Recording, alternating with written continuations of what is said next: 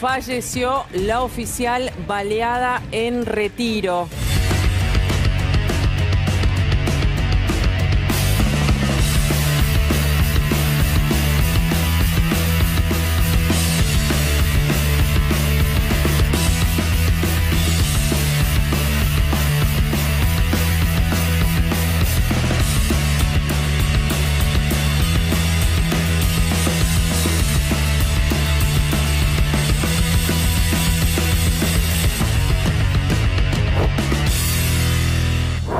Ahora sí, buenas noches, ¿cómo están? Bienvenidos, bienvenidas a La Fórmula. Estamos acá en el Destape como cada noche hasta las 10, repasando toda la actualidad, lo que dejó la jornada en términos de política y con una noticia hoy central que tiene que ver con lo que está pasando en la ciudad de Buenos Aires, un caso de violencia que estremeció a toda la sociedad. Pero para ya meternos de lleno en la información, les propongo que nos metamos en los títulos, que empecemos a repasar qué está pasando en la Argentina.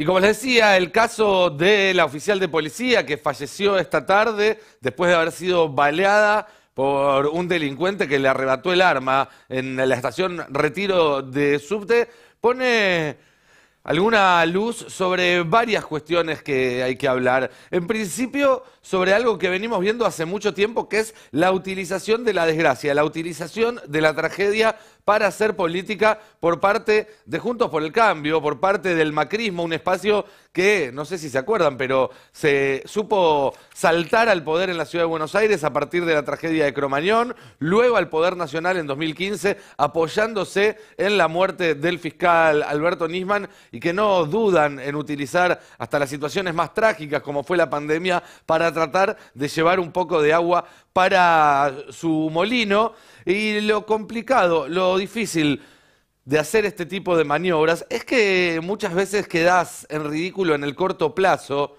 Sí, esta tarde circuló mucho en las redes una comparación entre lo que había escrito ayer el jefe de gobierno, Horacio Rodríguez Larreta, con respecto a la violencia en Santa Fe, y lo que sucedió hoy en la propia ciudad de Buenos Aires. Si les parece, ya metámonos a ver lo que escribía Horacio Rodríguez Larreta ayer mismo, ¿sí? Hace menos de 24 horas, hablando justamente de un caso en Rosario. Rodrigo Medini no está más, fue asesinado en una balacera narco en Rosario. El año pasado publicaba esto contando el abandono de un gobierno provincial que no lo protegía ni lo respetaba. Cuidar a los que nos cuidan, tan simple e imprescindible como eso. Mi abrazo a su familia. Y copiaba el texto que había publicado hace unos meses en sus redes de Facebook el policía que falleció en Santa Fe, en Rosario, por una balacera. Pero menos de 24 horas más tarde, en la propia ciudad de Buenos Aires, en pleno centro, a pocas cuadras de la Plaza de Mayo,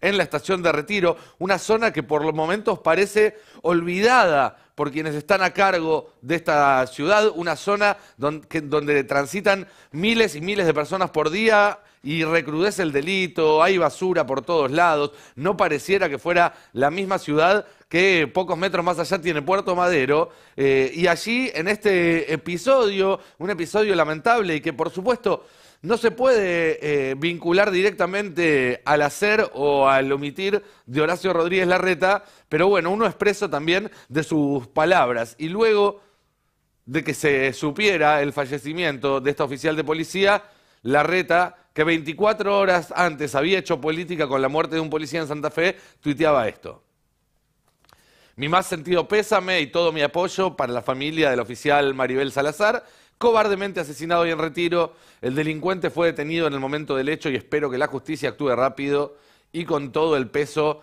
de la ley. Noten la diferencia, ¿no? Perro grande ayer hablando de la policía en Santa Fe, perro chiquito hoy hablando de la policía porteña. Si tenemos la posibilidad de volver a ver por un instante el tuit de ayer, el de Santa Fe, si lo tienen ahí a mano, me gustaría volver a repasarlo, porque dice, ¿no? Cuidar a los que nos cuidan, tan simple e imprescindible como eso.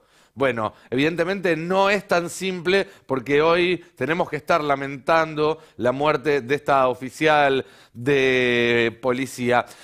Hace una semana nada más, y quiero seguir desmenuzando políticamente este hecho, porque como hecho policial es un hecho lamentable, pero absolutamente fortuito.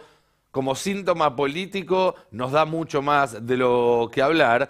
Y la semana pasada, sin ir más lejos, Larreta anunciaba los índices de homicidio doloso, los índices de muerte violenta en la ciudad de Buenos Aires, y celebraba que el dato de 2022 ubicaba a la ciudad como una de las más seguras de todo el continente, ¿sí?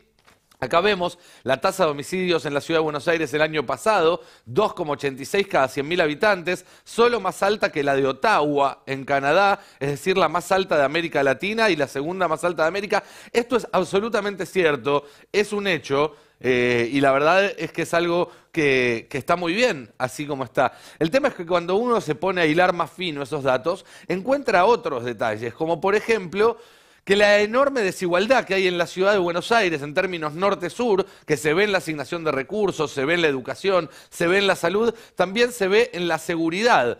Por ejemplo, la Comuna 4, la comuna donde están La Boca, Barracas, Parque Patricios, Pompeya, tiene una tasa de homicidios de 9,98 cada 100.000. Es decir, 4 veces más que el promedio de la ciudad de Buenos Aires, 20 veces más que los barrios que menos inseguridad tienen, y solamente la mitad que Rosario, por ejemplo, donde estamos viendo una cantidad de crímenes inmensos. Comuna 3, Balvanera y San Cristóbal, 6,72 cada 100.000.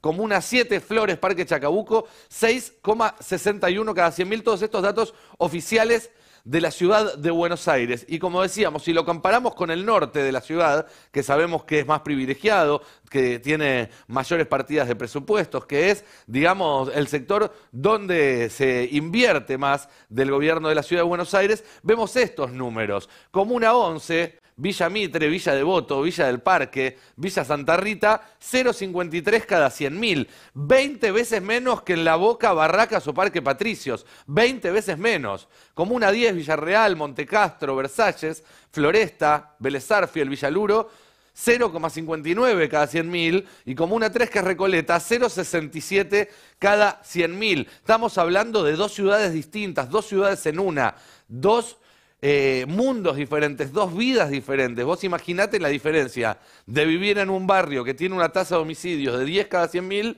comparado con un barrio que tiene una tasa de 0,5 cada 100.000 a pocas cuadras de ahí, a pocas cuadras de distancia. Esto es un fracaso de la fuerza que gobierna la ciudad de Buenos Aires desde hace 16 años. Porque la verdad es que si no hicieron nada en estos 16 años para reducir esa brecha, significa o que no lo intentaron o que no saben hacerlo. Pero además, vayamos a ver lo que pasa en el Gran Buenos Aires, en el conurbano bonaerense, que según los noticieros, los diarios, es una tierra a la buena de Dios, donde no hay ley, donde te puede pasar cualquier cosa. Los municipios con mayores tasas de homicidios dolosos en el conurbano son Moreno y General Rodríguez, 8,92 cada 100.000. Es decir, los barrios más inseguros de la ciudad de Buenos Aires son más violentos que los partidos más inseguros del conurbano bonaerense. San Martín, Zárate, Campana, 5,83 cada 100.000, menos que San Cristóbal, menos que Flores. Esto es para que entiendan también de qué hablamos cuando hablamos de inseguridad y de violencia en la ciudad de Buenos Aires. Pero además, tenemos que bancarnos que un jefe de gobierno nos diga que tiene la mejor seguridad de todo el continente y no pueda mostrar ni siquiera al responsable del área, al ministro de Seguridad, que está en uso de licencia porque está hasta las manos en una serie de actos de corrupción, ¿sí? De corrupción pecuniaria en el sentido de los sobres de los que habla en los chats que se filtraron con el que tiene el servicio de concesión de grúas por un precio ridículamente bajo en la ciudad de Buenos Aires, pero también de corrupción por estar coaligado con fiscales haciendo espionaje ilegal, por estar coaligado con la mano derecha del presidente de la Corte Suprema para coordinar las acciones políticas de la oposición con la Corte para tratar de perjudicar al gobierno. Esa persona es la que debería estar a cargo de la seguridad en la ciudad de Buenos Aires, pero hace un mes que no está haciendo su trabajo porque está de licencia para no tener que dar explicaciones por el escándalo que protagonizó.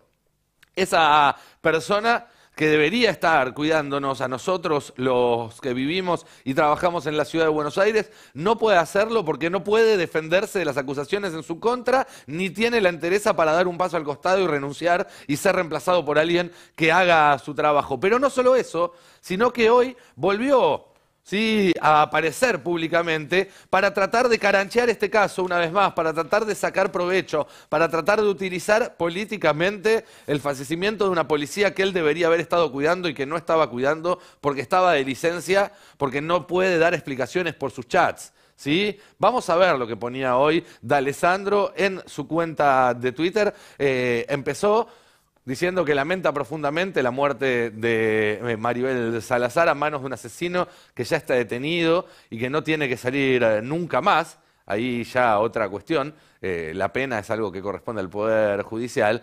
Pero después sigue, el enfrentamiento podría haber sido controlado con una pistola Taser. Hace 2 años compramos 60 unidades, pero el gobierno kirchnerista la bloqueó con el festival de excusas truchas que usan para defender delincuentes, haciendo campaña ya lisa y llanamente y mintiendo, porque las 60 tasers que compraron, 60 pistolas, si creen que el problema de la inseguridad en la provincia de Buenos Aires se soluciona con 60 tasers, están en pedo. ¿Sí? Con 60 no llegas a ningún lado. Pero además, esas tasers eran para la PCA, no eran para la policía de la ciudad. Está mintiendo D'Alessandro cuando dice que si no fuera por el kirchnerismo, esta oficial podría haber tenido una taser. Eso es lisa y llanamente mentira. Y por último, quiero hacer hincapié en el siguiente tuit, porque D'Alessandro, el hombre que pidió licencia porque no puede ni dar explicaciones ni tiene el coraje que hay que tener para renunciar, dice: ¿cuántas tragedias vamos a tener que lamentar por culpa de este capricho ridículo? ¿Hasta dónde va a llegar esta irresponsabilidad de querer cagarles la vida a los porteños porque no votan chorros? ¿Qué van a inventar ahora? ¿Esa es la forma en la que tiene que dirigirse un ministro de Seguridad, aunque esté en uso de licencia? Estamos hablando de la cuenta de Twitter de un funcionario. Estamos hablando de la cuenta de Twitter de un funcionario. ¿Esa es la forma de hablar de un caso trágico como el lamentable fallecimiento de esta gente de la policía? La verdad que me parece que están muy errados, están perdiendo mucho el rumbo estas supuestas palomas que gobernaban la ciudad de Buenos Aires, que gobiernan la ciudad de Buenos Aires y que quieren gobernar el país. Sí, mucho ojo con lo que pase, mucho ojo, porque claramente están absolutamente sacados, están absolutamente desatados y se les está cayendo la máscara de palomas y se ve que en el fondo son todos halcones. Vamos al siguiente título de este día, una noticia también que la verdad da para preocuparse, aunque absolutamente en otro ámbito, y me refiero al número de inflación que se conoció esta tarde, lo dio a conocer el INDEC y dio 6% de inflación para febrero. En un rato, con Julia Estrada, vamos a estar analizando en detalle qué significa este 6%, por qué se llegó a este número, cuáles son las perspectivas para los próximos meses, si puede efectivamente bajar.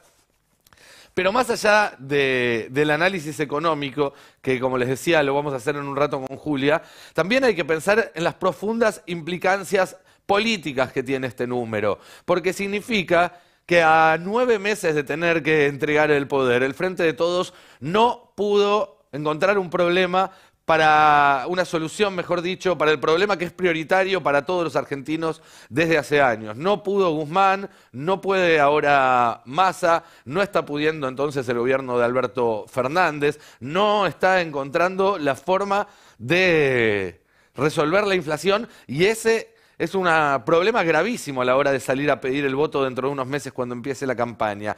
Pero además, y pensando particularmente en Massa, que hoy pareciera ser, cuando uno habla tanto con gente del Instituto Patria, como con gobernadores, con intendentes, con ministros, pareciera ser la figura que mayor consenso venía levantando en el Frente de Todos. Digo venía, porque con el número que se conoció este mes, quedó en una encrucijada muy severa.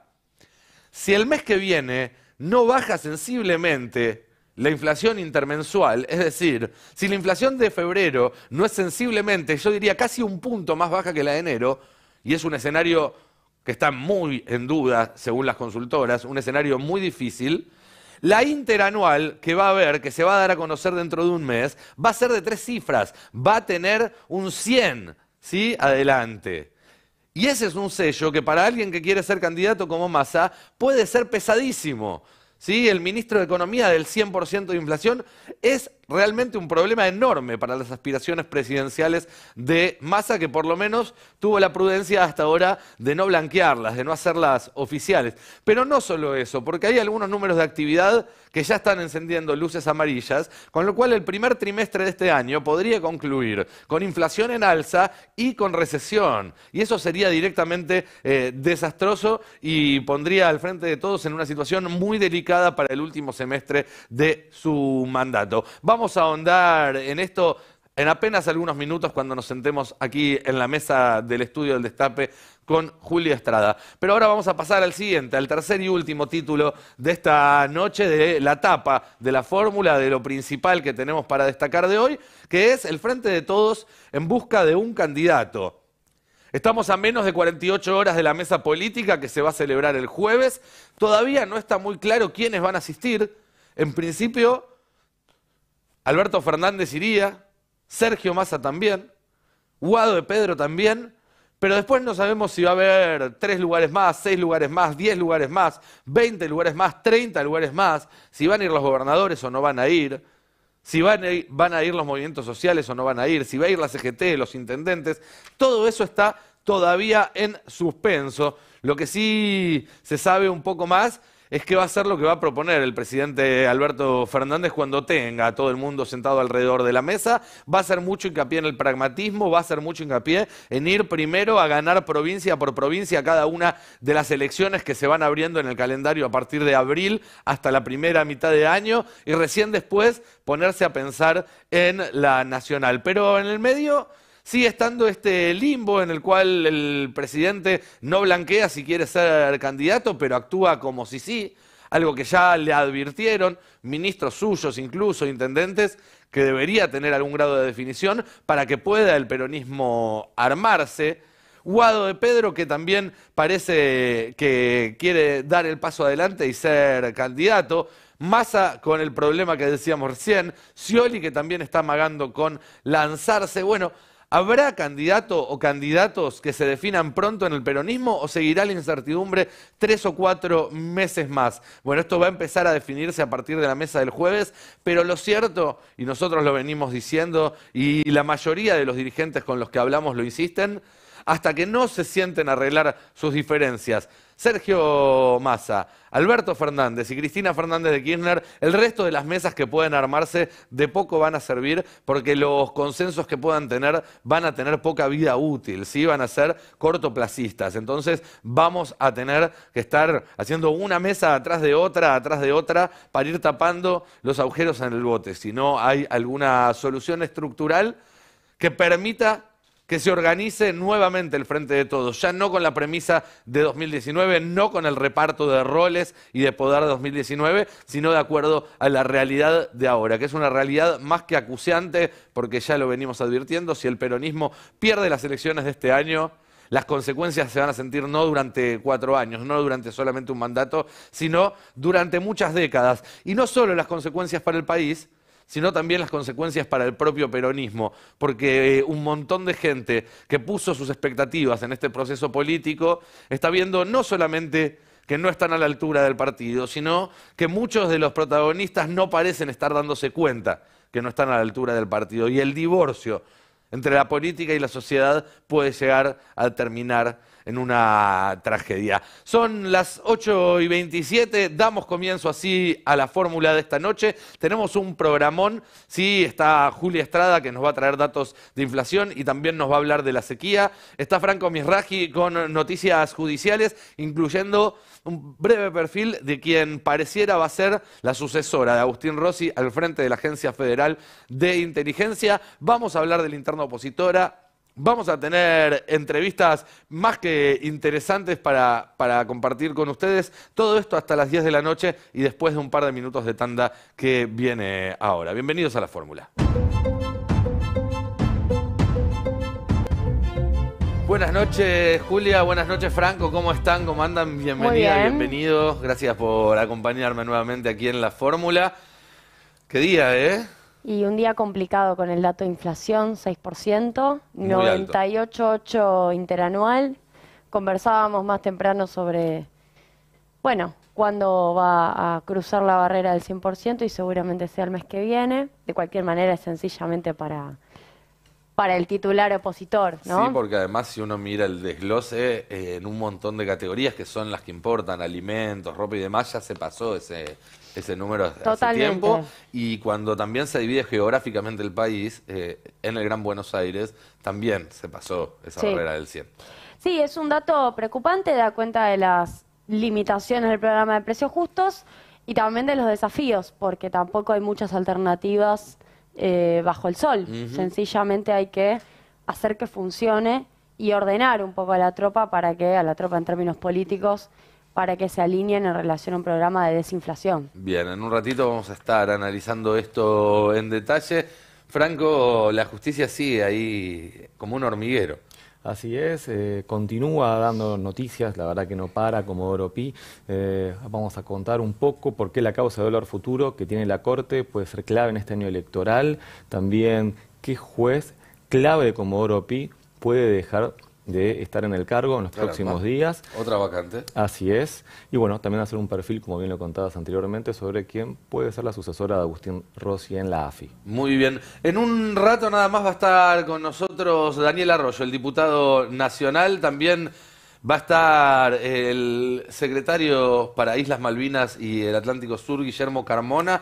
Un tema que reviste especial actualidad en el contexto global que estamos viviendo, un contexto de conflicto en el que muchas de las certezas que había en cuanto al escenario mundial hasta hace un par de años, o incluso un año se va a cumplir ahora de la invasión de Rusia a Ucrania, ahora deben replantearse. Vamos a hablar también de lo que significa la presencia de Joe Lewis en la Patagonia para el tema del conflicto en el Atlántico Sur y muchos otros temas más. Esto va a ser aquí en La Fórmula. En un ratito nada más vamos a una brevísima tanda y cuando volvemos ya nos metemos de lleno con las entrevistas.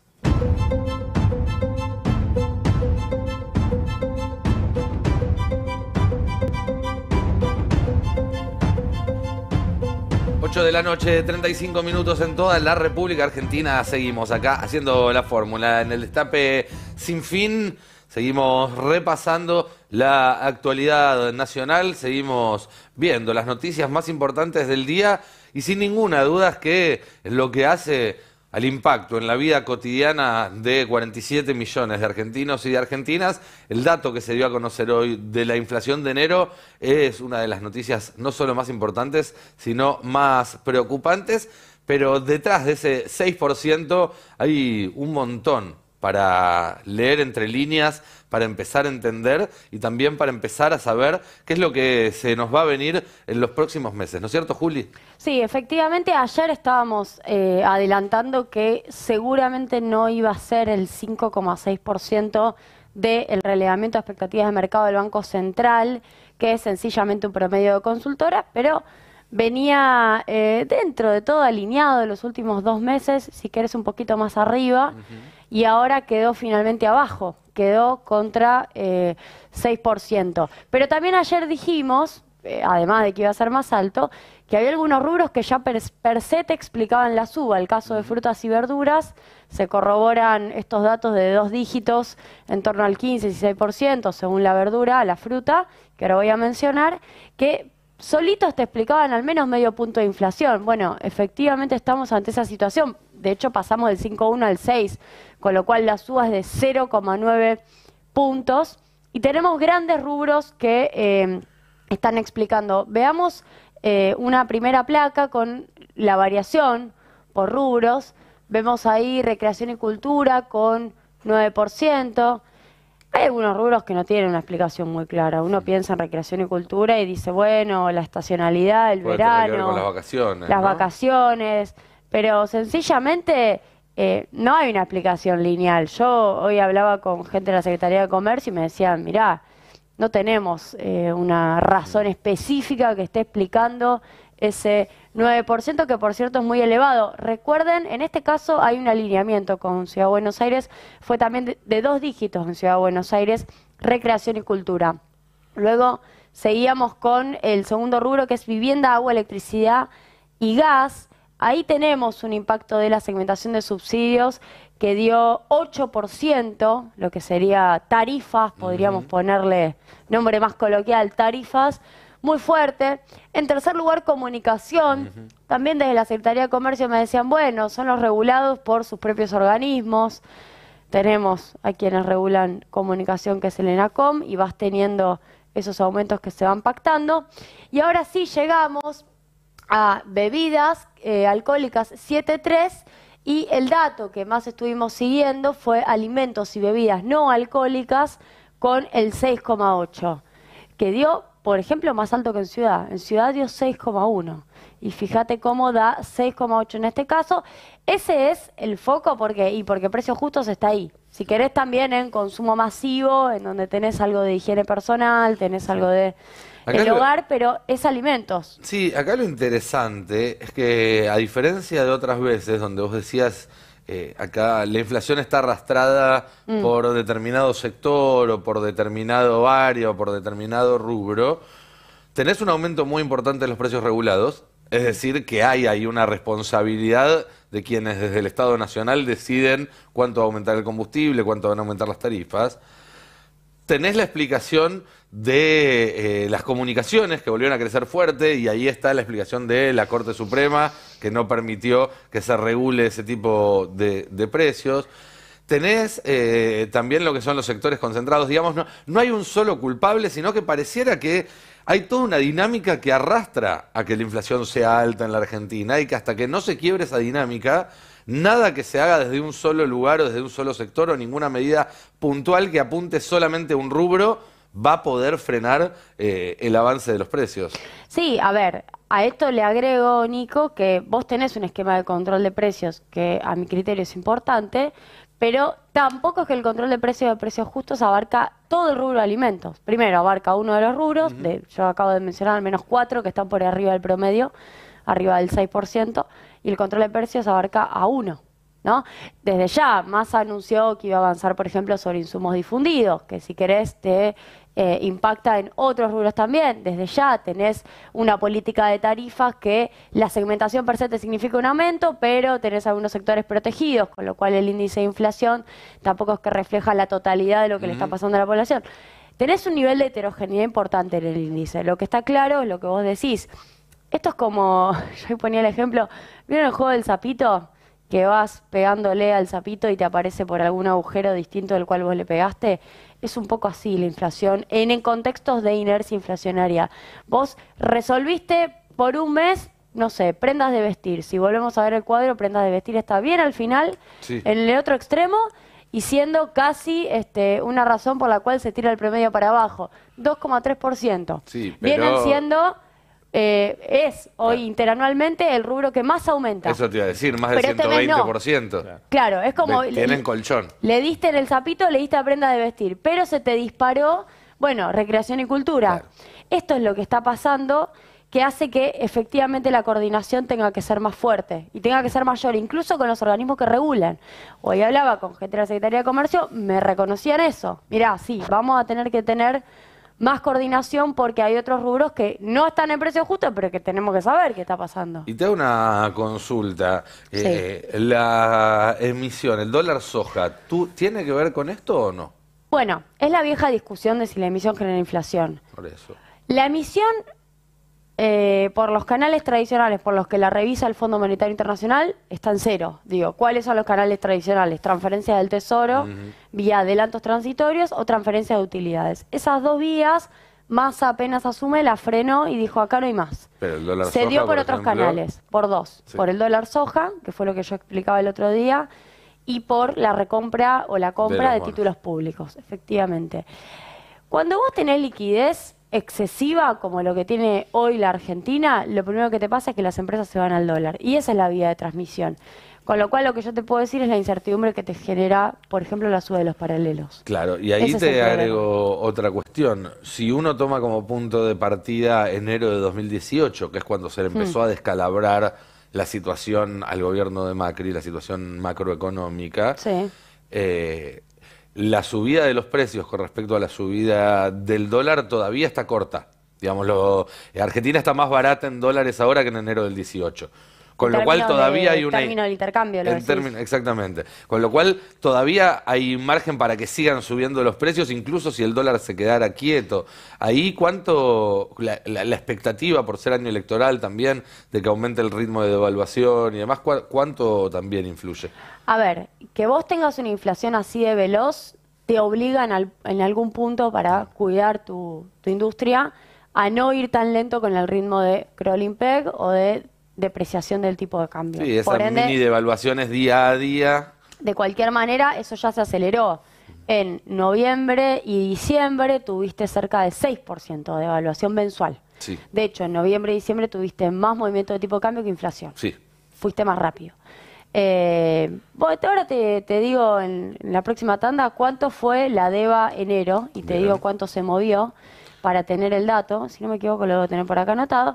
Pero efectivamente vas a ir más rápido. Ahora, ir más rápido no es devaluar como querría Cambiemos. No, Cambiemos querría devaluar de Sí. golpe, soltar todas las Si riendas. vos querés ganar en la famosa competitividad, aunque sea ficticia en términos del intercambio, seguramente van a meterle una devaluación si ellos tienen la oportunidad de ganar las elecciones, y si no, van a forzar a que Massa lo haga, para que el ajuste lo haga otro gobierno. Sí, cuando ellos hablan de aumentar la competitividad, en realidad están hablando de bajar los salarios.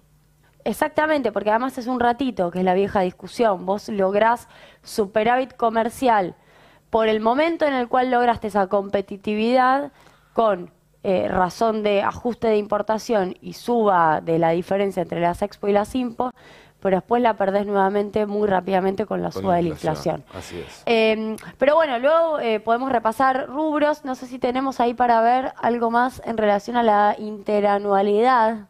Me salió no es un neologismo, pero una palabra larga. No, la que viene, bueno, efectivamente vamos con el 6%. Ahí está. Ahí va. ¿Qué es lo que venimos viendo en los últimos 12 meses por rubro? Alimentos y bebidas, 98,4. Bebidas alcohólicas, 103,3. Bueno, prendas de vestir, lo que yo mencioné antes, 120,6. Fíjense, tarifas un poco más abajo, 91,5 en el último año. Equipamiento y mantenimiento del hogar, 101.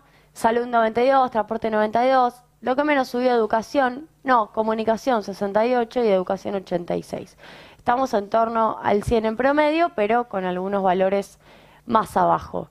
El desafío es alimentos. Alimentos 98,4, que es lo que mayormente compone la canasta. Estamos Sí, en un claro. 35%, pero hoy, por ejemplo, estaba en la UOM, me tocó cada tanto ir a dar una charla con Abel Furlan, y me decían los trabajadores de la UOM, 35% alimentos, no, 50%. O sea, del bolsillo, de lo que gasta un laburante, un trabajador promedio de la UOM, no quiero hablar de un laburante en términos genéricos, un trabajador de la UOM es más del 35%. Sí, claro. Entonces, si a vos te significa eso, un 100%, el aumento de lo que te es ponderado, un 50% en tu salario, estamos en problemas. Ese es el problema concreto. Bien, y en todo caso te dejo para dentro de un rato, ¿qué va a pasar de ahora en adelante? ¿Cómo se puede salir de esto si es que hay una salida? Si le queda tiempo al frente de todos de acá hasta diciembre o de acá hasta agosto para solucionar este problema. Bárbaro. Vamos a charlarlo. Bárbara la pregunta, Nico, gracias. Bueno, nadie dijo que esto iba a ser fácil. Sí, es así. Bueno, y hablando de cosas que no son fáciles, Comodoro Pi está bastante alterado en estos primeros días. Después de la feria se toman decisiones y además de eso, en el gabinete los cambios están obligando a una nueva titular de la AFI. De todos estos temas va a hablar Franco, pero empecemos por este último. Alberto asumió y puso a Cristina Camaño como interventora de la AFI. Luego fue reemplazada por Agustín Rossi, y ahora que Rossi va a asumir mañana como jefe de gabinete, ¿quién quedaría a cargo de la agencia de inteligencia? El nombre que está sonando es nuevamente el de una mujer.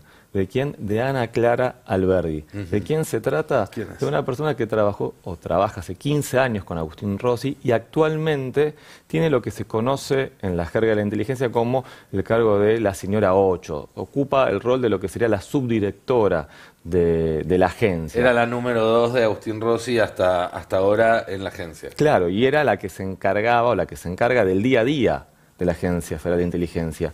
Por eso suena y bastante fuerte, ya que sería, teniendo en cuenta lo que resta para que culmine el gobierno, no cambiar tanto un área pero tan sensible, ¿no? Digo, porque ¿de qué se trata la Agencia Federal de Inteligencia? La ex-IDI. Estamos hablando de un organismo que produce inteligencia estratégica que le permite al presidente y a su equipo tomar decisiones, y en materias súper delicadas, entre otras por mencionar la del terrorismo. Entonces, el nombre de Ana Clara Alberdi pica y bastante en punta. Estamos hablando de una persona que es politóloga, que, como bien decía, trabajó 15 años con Rossi, está hace 15 años con él. O sea que trabajó en la Cámara de Diputados, en el Ministerio de Defensa. Exactamente, fue asesora de Rossi en la Cámara de Diputados, también fue jefa de asesoras en el Ministerio de Defensa, en la última gestión de Rossi, cuando estuvo justamente al mando de esa cartera, y decía, graduada en la UBA, está cursando una maestría de políticas públicas en la DITELA, y se está formando también en este tema, y es la que está al mando del día a día de la agencia, y eso es lo sustancial, sí, lo más importante. ¿Por qué? Porque es la que conoce cómo se mueven todos los engranajes hacia adentro.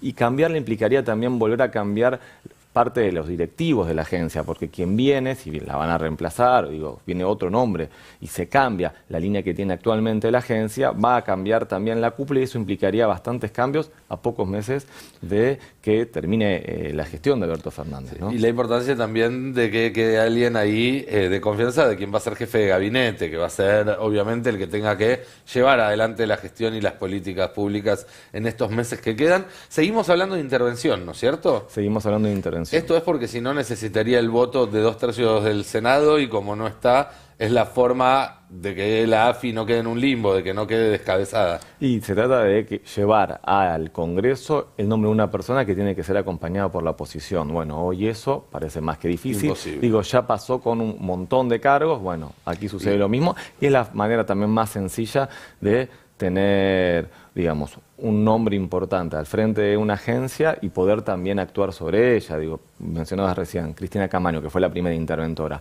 Con su gestión, la verdad que se cambió de manera estructural lo que venía siendo el trabajo de la agencia durante el macrismo. Sí, claramente. Digo, ahí hubo un foco muy claro de Alberto Fernández, ¿no? Que era terminar con los sótanos de la democracia. Bueno, se avanzó mucho en ese sentido, siguió esa línea de Rossi, y se espera, bueno, que quien lo suceda en el cargo siga la misma línea. Muy bien, entonces, repasando rápidamente, Alberdi es el apellido de esta funcionaria, es alguien de muchísima confianza de Agustín Rossi, y seguiría, digamos, significaría una continuidad en la gestión de la AFI. Exactamente. Bien, muy bien. Vamos ahora a hablar un poco de política electoral en este año en el cual vamos a tener urnas, casi te diría, no todos los fines de semana, pero fin de por medio, de abril en adelante. ¿Sí? Arrancamos en La Pampa el domingo. Va a haber un mes y medio, un poquito más de un mes y medio de pausa, porque en lo que queda de febrero y marzo no hay nada programado, pero ya a partir de abril empieza a haber elecciones muy seguido. En mayo hay un par de super domingos con varias provincias importantes también definiendo sus internas. Y nosotros ayer advertimos algo que con el correr de las horas se confirmó, me lo confirmaron y se está viendo reflejado en varios medios, que es que el resultado en La Pampa está generando muchísimo ruido en la interna de Juntos por el Cambio. ¿Por qué? Bueno, yo diría que hay dos razones por las cuales el resultado de las primarias que tuvo Juntos por el Cambio en La Pampa y que ganó el radicalismo está causando mucho ruido. La primera tiene que ver con que justamente el radicalismo se envalentonó. ¿Sí? El radicalismo vio que podía ganarle a todo el aparato mediático del PRO. Recordemos que días antes de la primaria a La Pampa fueron de visita Mauricio Macri, María Eugenia Vidal, Patricia Bullrich, Horacio Rodríguez Larreta. Ayer veíamos un video que habían subido a TikTok en apoyo al candidato del PRO y donde había más de 20 figuras. Parecía el We Are the World, We Are the Children del PRO, todos juntitos bancando un candidato que terminó perdiendo por una diferencia considerable en una interna con poca participación, sobre todo con poca participación de independientes, que era a los que trataba de movilizar el PRO, allí en La Pampa. Entonces los radicales dicen, epa, si ellos movieron todo su aparato mediático y nosotros le pudimos ganar igual, ¿por qué vamos a ir de furgón de cola? Si esto se podría llegar a replicar en la nacional. Digamos, le entró la duda a los que tienen que tomar ese tipo de decisiones en el radicalismo, a lo mejor no es tan seguro de que perdamos una interna contra Macri. A lo mejor podemos, contra Macri o contra el candidato del PRO, a lo mejor podemos tener un candidato a presidente radical en Juntos por el Cambio. Sí, eso fue básicamente lo que se empezaron a plantear los radicales en las últimas horas y empezaron también a moverse en ese sentido. Y el segundo factor que mete mucho ruido en la interna de Juntos por el Cambio es que en las reuniones de la Mesa Política Nacional habían llegado a un acuerdo de palabra que decía que en las provincias donde no hubiera podido llegarse a una candidatura de consenso, se iba a definir de acuerdo a las encuestas. Lo que iba a ordenar quién iba de candidato por el premio mayor y quiénes se ordenaban más abajo, eran las encuestas. ¿Y qué pasa? Ya nadie le cree a las encuestas. En La Pampa, las encuestas previas decían que la primaria la iba a ganar Martín Maqueira, el candidato del PRO, y terminó ganando el candidato radical que no aparecía. Entonces ahora, ¿quién va a decir, no, bueno, a mí las encuestas me dan 5 puntos menos, 10 puntos menos, me bajo? Todo el mundo va a querer ir a jugársela en una PASO y eso le va a meter más tensión. Estamos hablando no solamente de provincias como Chubut, Río Negro, Neuquén, sino de algunas más importantes, Mendoza, Córdoba, Tucumán, de las más pobladas y además centrales para la estrategia política de Juntos por el Cambio. Córdoba y Mendoza, sin ir más lejos, son probablemente, sacando a la ciudad de Buenos Aires, los dos bastiones más fuertes que tiene hoy en día a la derecha, que tiene la oposición, y en ninguna de las dos provincias en este momento hay acuerdo, y en las dos provincias existe la posibilidad de que se rompa, de que no haya Juntos por el Cambio. ¿Por qué? Porque el juez no se quiere bajar de la pelea con De Loredo en Córdoba, y De Marchi no se quiere bajar de la pelea con Cornejo en Mendoza, pero ninguno quiere ir a PASO.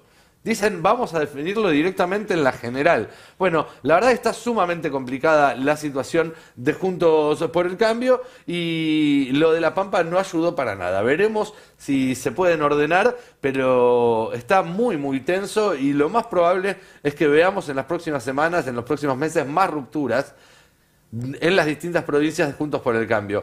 Si esas rupturas en las provincias van o no a tener un efecto en la nacional, si van o no a hacer mella en la solidez del armado nacional de Juntos por el Cambio, está todavía por verse. Nadie puede dar por sentado ninguna respuesta, ni por la positiva ni por la negativa. Lo que está claro es que más allá de que hoy los focos se los lleva la interna del oficialismo, en parte porque es oficialismo, en parte porque sabemos que a los medios les gusta más meter cuña en el peronismo, pero en Juntos por el Cambio las cosas están muy, pero muy picantes. Son las una 8... cosa sí. te agrego que me parece importante. La discusión nacional de Juntos por el Cambio es si cierran con los radicales o si cierran con Milei. Del PRO, decís. Perdón, del PRO, Claro. del PRO. Sí, del PRO. Juntos por el Cambio es el PRO y los radicales, Claro. es cierto.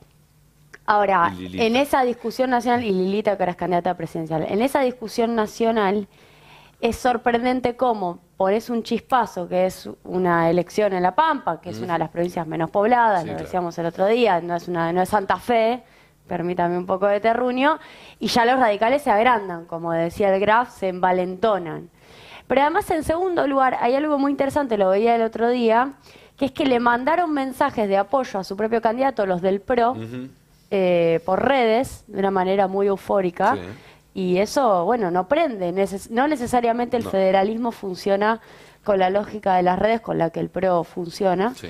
Y está bueno para revisar. De nuevo, no es extrapolable al 100%, pero está bueno. A mí me gusta que los radicales tengan un poco de amor propio en este marco porque la división sirve. Y sí, además era hora, ¿no?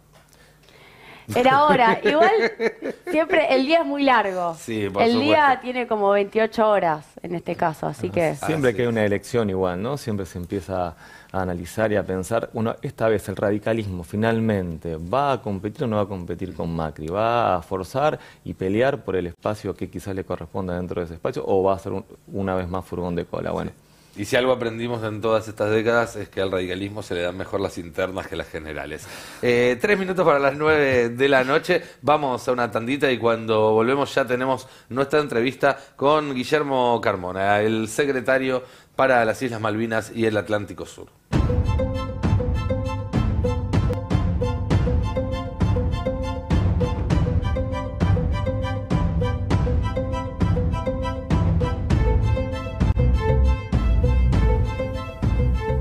9 de la noche, 2 minutos en toda la República Argentina. Seguimos acá haciendo la fórmula en el Destape Sin Fin y nos metemos ya en la primera entrevista de esta noche y en este caso la fórmula la tiene Guillermo Carmona. Él fue diputado provincial de Mendoza entre 2003 y 2007, secretario de Medio Ambiente de esa provincia entre 2007 y 2011, también integró el Consejo Federal de Medio Ambiente de la República Argentina, fue elegido diputado nacional por Mendoza en 2011 y reelegido en el 2015 y desde septiembre de 2021 es el secretario para las Islas Malvinas, Antártida y Atlántico Sur en el marco del Ministerio de Relaciones Exteriores. Guillermo, muy buenas noches y bienvenido acá al Destape. Bueno, gracias por haber venido. Gracias por la invitación. Bueno, en primer lugar, quería hacerte una pregunta que tiene que ver con lo que está pasando en el mundo y cómo eso de alguna manera afecta no la relación que tiene Argentina con las Islas Malvinas, pero sí cómo debe plantear esa relación, ese vínculo, porque de un año a esta parte muchas de las certezas que teníamos sobre el escenario global, sobre cierto incluso compromisos multilaterales por la paz y demás, parece haber dado paso a una especie de estado de naturaleza donde solamente rige la ley del más fuerte. Y en ese sentido, ¿cómo cambia la mirada estratégica de Argentina hacia el Atlántico Sur en este nuevo escenario? Bueno, es sumamente interesante lo que planteás.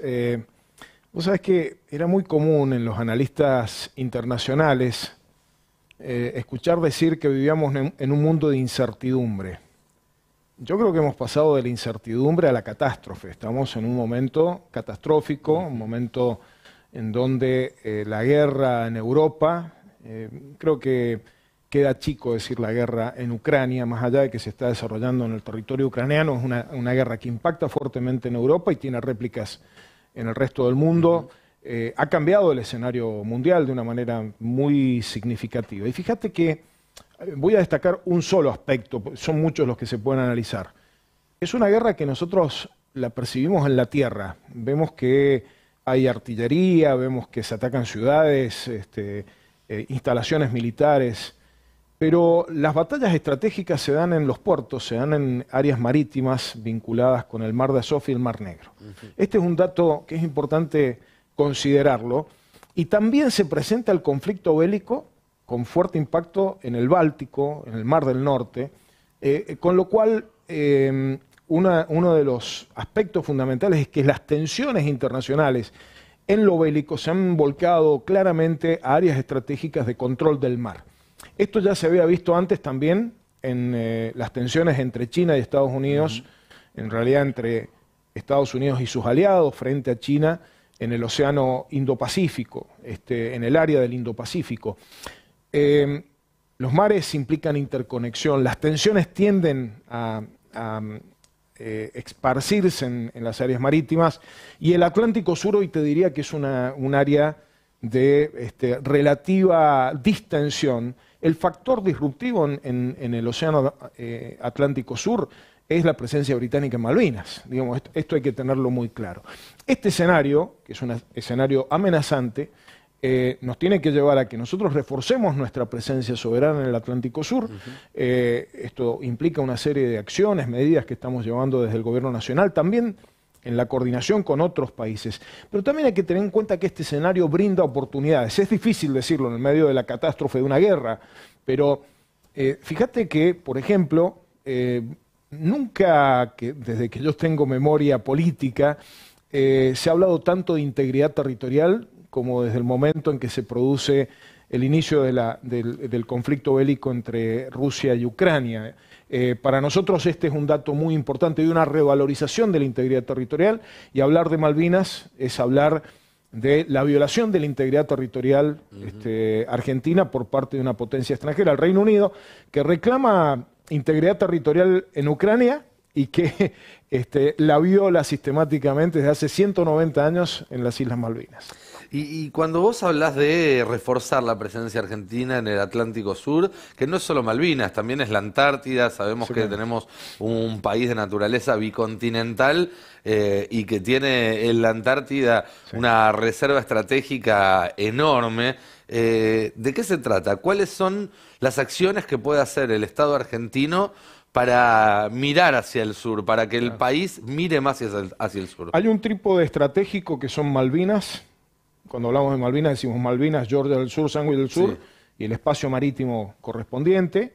El segundo pilar estratégico es Atlántico Sur y el tercer pilar estratégico es Antártida. No se puede analizar Malvinas, Antártida y Atlántico Sur de manera separada. Absolutamente. Eso es muy, muy importante abordarlo. ¿Qué estamos haciendo? Argentina tiene una proyección hacia el área austral que es sumamente importante, que ha sido asumida muy fuertemente por el actual gobierno, y te voy a dar algunos ejemplos desde los más institucionales hasta aquellos que tienen que ver con una naturaleza vinculada al control del mar, vinculada a la plataforma continental e incluso los aspectos militares. Nuestra Secretaría, empecemos por ahí, creó la subsede en Ushuaia. Tenemos una subsede de la Secretaría de Malvinas, Antártida y Atlántico Sur, donde van nuestros diplomáticos a trabajar periódicamente, se van intercalando porque hay que estar presentes allí. En segundo lugar, estamos reforzando la presencia comunicacional. Te voy a dar varios ejemplos. Radio Nacional en Río Grande, renovó sus equipos para llegar a todo el Atlántico Sur. Es una medida de soberanía comunicacional muy importante. Estamos construyendo laboratorios antárticos para 3 bases, más refugios en otros 2 sitios, renovando nuestro equipamiento, nuestra infraestructura antártica. Hay una presencia más destacada de las Fuerzas Armadas en el sur, en áreas donde antes no lo había. Esto no tiene que ver con hipótesis de conflicto, sino con presencia soberana. Por ejemplo, el ministro Tayana la semana pasada anunció la habilitación de una unidad de Pampas 3 en Río Gallegos, el radar en Cabo Domingo en la provincia de Tierra del Fuego, el vínculo aéreo entre Río Gallegos y Río Grande, que brinda la ADE, el control de la pesca en la zona económica exclusiva.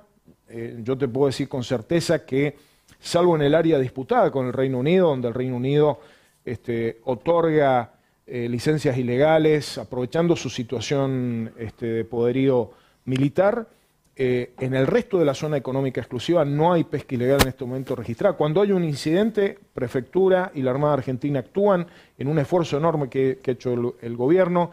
Estamos en el área adyacente, Milla 201, que se conoce como el área que va afuera de la Milla 200, es decir, ya son aguas internacionales, promoviendo acciones con los países cuyos buques pescan allí. Bueno, una serie de medidas que creemos que son fundamentales. Y de mi parte, la que es central, acción diplomática por la cuestión Malvinas, buscando no solamente denunciar el colonialismo, no solamente plantear que el Reino Unido viola el derecho internacional, sino planteando al Reino Unido que tiene que sentarse en la mesa de negociaciones. Se habla también desde hace un tiempo de un polo logístico en Ushuaia también, que va a servir como nexo para ese triángulo que hablas vos, Atlántico Sur, Islas y Antártida. ¿Eso está avanzado? ¿Qué características va a tener? ¿Tiene algo que ver o no con el puerto chino del que habla a veces la oposición? ¿Es lo mismo? ¿No es lo mismo? Perfecto, es un tema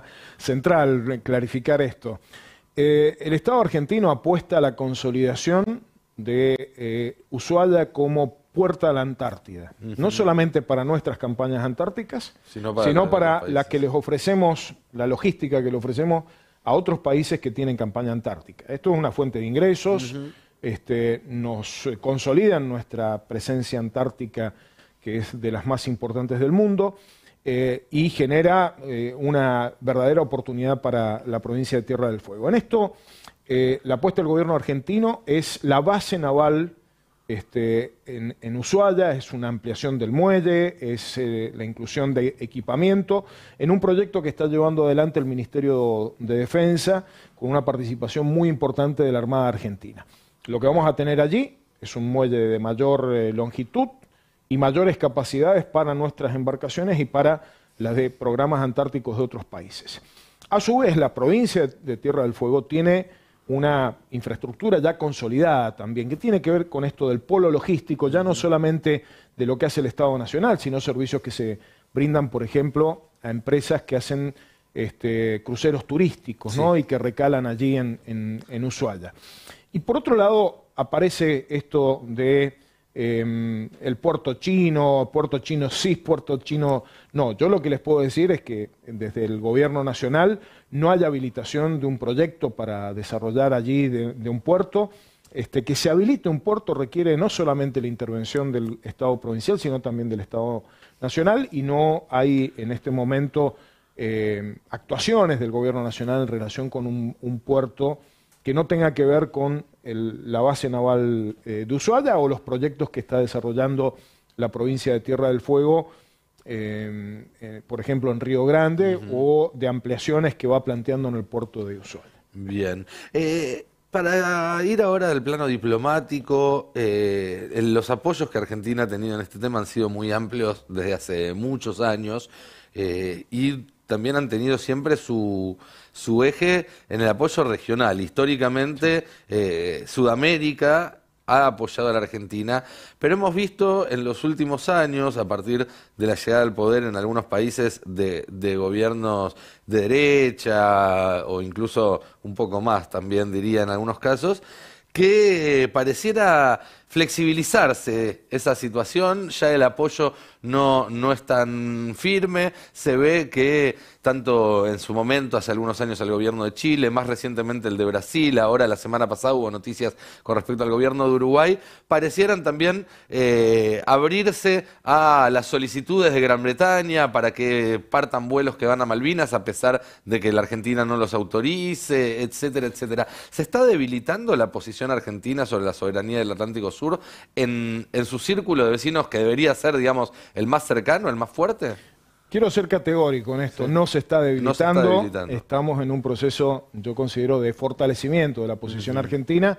¿Y cómo se explica en esta situación? Mira, durante 4 años el macrismo dejó la cuestión Malvinas a la buena de Dios, digamos. Me acuerdo que hasta Macri llegó a decir que había arreglado con Teresa May que se iba a discutir la soberanía, y tuvo que después de decirse. No solamente papelones, sino esa barbaridad que fue Forador y Duncan, y que nosotros hemos desactivado en lo que era una bomba de tiempo, ¿no? Que lo empezamos a desactivar cuando estábamos en el Congreso. Recordémosle a la audiencia, Forador y Duncan es un acuerdo que se firmó y que luego se supo que el diplomático argentino estaba borracho cuando lo firmó. Sí, el hecho de el estado de conciencia o no de el vicecanciller en ese momento, no le quita gravedad, digamos, al hecho, ¿no? Porque esto lo avaló Macri, lo avaló la canciller de ese momento, Malcorra. Se planteaba facilitar la ocupación británica en las Islas Malvinas, removiendo los obstáculos para el desarrollo sustentable y el crecimiento de las islas. Una barbaridad. Lo empezamos a frenar en el Congreso y luego, durante nuestro gobierno, hemos ido dejando sin efecto los instrumentos que fueron generando. Pero quiero ir al tema que vos planteabas central. Sí, por favor. Mirá, a veces con cierto alarmismo se plantea que la presencia de 4 diputados uruguayos pareciera ser un cambio de la posición de Uruguay. Esto no es así. La Argentina ha protestado la presencia de los diputados uruguayos y el gobierno uruguayo ha firmado hace 15 días atrás en la CELAC la declaración de presidentes donde se ratifican los apoyos no solo de la región, también de Uruguay a la Argentina. Lo que sí tenemos que tener en cuenta es que este partido no lo jugamos solo. Lo jugamos con otro equipo, un equipo poderoso que opera sobre la región. Sí, claro. Un equipo que es el británico, que busca debilitar las posiciones argentinas. Yo creo que en esto es importante dar información fehaciente. Las declaraciones de los gobiernos, de los estados, las declaraciones oficiales son muy importantes y han acrecentado su nivel de definición respecto del apoyo de la Argentina.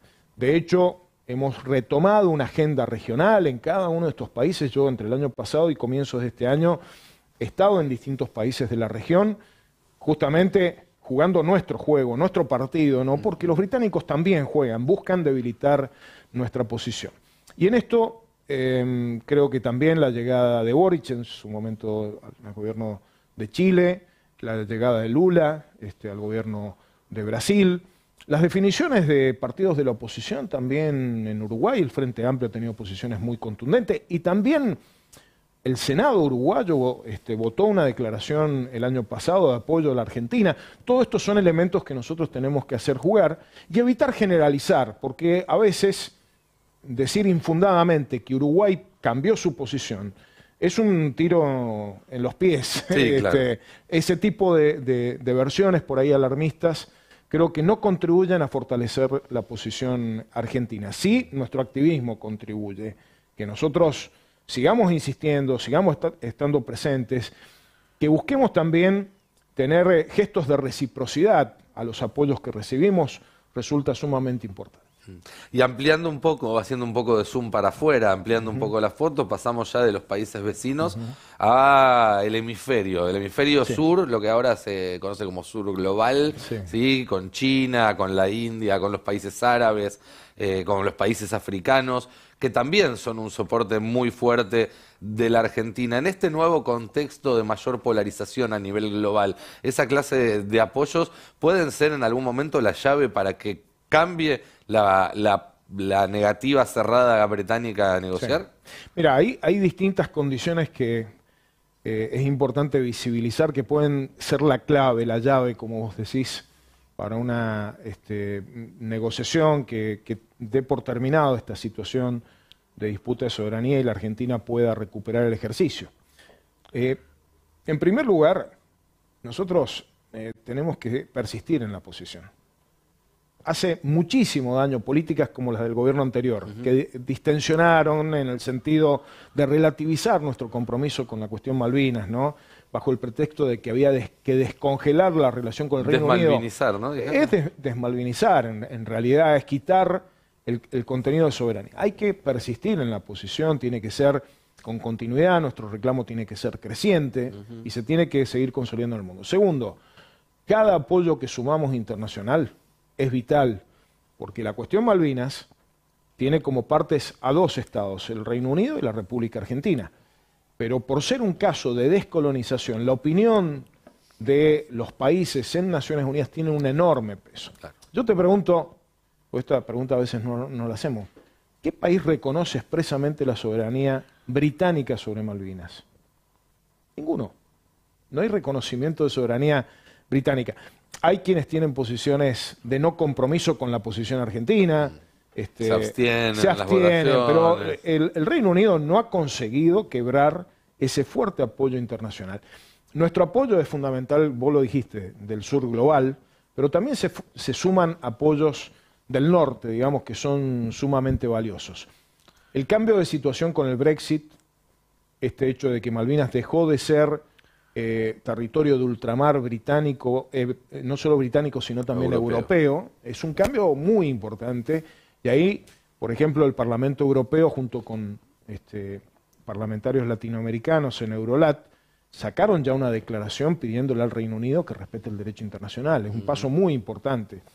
Estados Unidos y Canadá todos los años acompañan un consenso de los países de la OEA en función de reconocer que en el caso de Malvinas se tiene que respetar el derecho internacional. También es un signo muy importante, ya no solamente los países latinoamericanos y caribeños, sino también sumados a ese consenso Canadá y Estados Unidos. Por eso esa posición se tiene que conjugar con otra condición, te lo digo muy sintético, pero es muy importante, aprovechar las oportunidades del escenario internacional. Hay que estar atentos porque los países que han logrado resolver problemas territoriales, como el caso complejos, algunos más complejos que el de Malvinas, por ejemplo, pensemos China respecto de Hong Kong, o el caso de Panamá con el canal, lo pudieron resolver aprovechando alguna coyuntura histórica que se presentó y contando con un fuerte apoyo, incluso en algunos casos como el de Panamá, de un consenso regional e internacional creciente.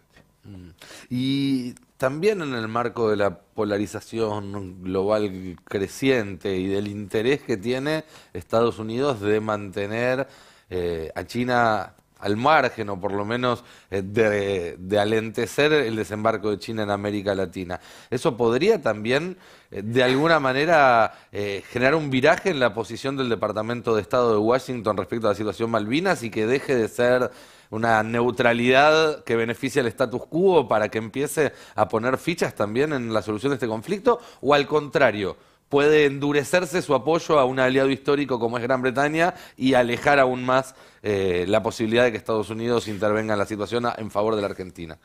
Mira, es difícil pronosticar para Malvinas. No, más que pronóstico, análisis. No, pero es que es muy interesante lo que planteas, porque me da pie para dar un ejemplo de algo que hoy está ocurriendo, no en Malvinas, sino en un caso que tiene alguna similitud con Malvinas, el caso de Chagos. Sí.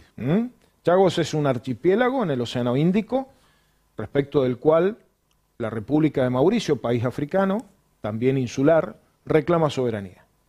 Y el Reino Unido ha hecho con cosas parecidas, expulsaron a la población chagosiana, como en Malvinas expulsaron a la población argentina. Establecieron una base militar allí, en acuerdo con Estados Unidos, como han establecido una base militar británica en Malvinas. Hay una serie de situaciones que hacen parecido. Hace poco más de 2 meses nos enteramos que el Reino Unido accedía a iniciar la negociación por la cuestión de soberanía sobre Chagos en un acuerdo de negociación con la República de Mauricio, un hecho que sorprendió mucho y que cuando empezamos a indagar aparece la cuestión de la presencia china. Evidentemente, varios especialistas que nosotros consultamos, el factor que parece haber impulsado al Reino Unido a aceptar esta negociación tiene que ver con el hecho de que hay una creciente presencia china en el Océano Índico, en los países costeros del Océano Índico, y que este ruido con la República de Mauricio le mete ruido también con los países vecinos a Mauricio en la costa africana o en las costas asiáticas. Pareciera haber allí una influencia positiva de esta tensión entre el Reino Unido, Estados Unidos por un lado y por otro lado China, en relación a la decisión del Reino Unido de iniciar un proceso de negociación. ¿Eso puede ocurrir en el caso de Malvinas? Sí, puede ocurrir. Lo que sí hay que tener muy claro es que China es un país que clara y categóricamente ha apoyado a la República Argentina por la cuestión Malvinas. China decidió sacar a los barcos chinos que pescaban en Malvinas en situación de ilegalidad. Existe un cuestionamiento a la presencia de barcos chinos en la milla 201, que ese es un tema que nosotros estamos trabajando, pero también hay que decir que ahí hay pesqueros portugueses, españoles, coreanos, taiwaneses, británicos, entre otros. No solamente es el problema, como en algunos medios aparece simplificado, es la pesca china o el saqueo chino, ¿no? Entonces, esta situación puede ser un factor que en su momento influya. Nosotros, mientras tanto, lo que hacemos, tanto con China, a quienes reconocemos el apoyo por la cuestión Malvinas, como con Estados Unidos, a quienes les pedimos una posición más fuerte de compromiso con el respeto del derecho internacional, exigiéndole al Reino Unido que lo cumpla. Estas acciones nosotros las llevamos adelante en la relación que tenemos diplomática tanto con una como con otra potencia. Bien, te voy a hacer una última pregunta que tiene que ver ya no estrictamente con Malvinas, Antártida, Atlántico Sur, pero sí con otro conflicto en el sur argentino y que puede tener un vínculo. Y justamente mi pregunta es hasta qué nivel hay un vínculo. Me refiero al conflicto del Lago Escondido, ¿sí? Un pedazo de tierra muy importante en manos de un ciudadano británico, nada más y nada menos, con algunas capacidades y digamos, que por lo menos son llamativas, una pista de aviación de un tamaño considerable, de la cual algunos expertos consideran que podría haber aviones que lleguen hasta Malvinas ida y vuelta. ¿Se inscribe el conflicto del Lago Escondido en el conflicto con Gran Bretaña del Atlántico Sur o son dos cosas separadas? Mira, en primer lugar quiero ser prudente porque ese tema no está dentro de mis competencias. Voy a opinar desde mi compromiso político y como argentino, ¿no? Yo creo que el Estado municipal, el Estado provincial y el Estado nacional tienen que hacer valer la legislación argentina en Lago Escondido como en cualquier otro lugar del territorio argentino. Ese lugar no está bajo el dominio de una potencia extranjera, es un privado. Y al privado hay que aplicarle la ley nacional. A mí hay algunas cosas que me sorprenden cuando leo, cuando me consustancio con el tema, que me sorprenden de las inacciones, las omisiones de hacer cumplir la legislación nacional. Creo que hay que evitar que eso se transforme en un hecho más grave, y en eso han habido señales, al menos he percibido señales del gobierno nacional, de pedirle al gobierno de la provincia de Río Negro que tome las medidas del caso para asegurar la soberanía nacional y que no haya una situación de excepcionalidad en el cumplimiento de la legislación nacional. Yo considero que es un error plantear como que son la misma cosa, ¿no? En un caso nosotros tenemos una disputa de soberanía con una potencia extranjera, Malvinas. En este caso es territorio argentino bajo la jurisdicción nacional, provincial y municipal, y en donde hay que hacer valer la legislación argentina como corresponde. Esto es lo que sí tengo que decir, que me parece que en esto hay una complicidad del Poder Judicial en distintos estamentos que ha ido avalando de algún modo esta presencia fuera de la ley por parte de quien es propietario de esas tierras. Bien, Guillermo Carmona, secretario para las Islas Malvinas, Antártida, Argentina, Islas del Atlántico Sur. Muchísimas gracias por esta charla y por la visita al destape. Ha sido un gusto.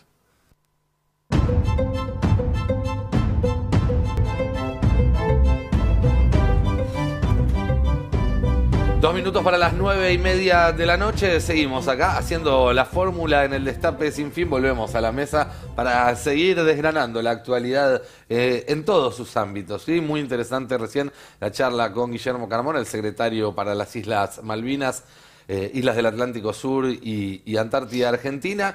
Un poco de soberanía, un poco de agenda geopolítica, pero volvamos a la economía, volvamos al bolsillo, y si hablamos de lo que va a ser este año y de los múltiples desafíos que tiene la gestión económica en este año electoral, la escasez de dólares es siempre un problema en la Argentina, y con la sequía es un problema que amenaza con agravarse y con agravarse mucho, ¿no es cierto, Juli? Exactamente, no nos faltaba nada y apareció la sequía que vino a complicar el panorama dólares.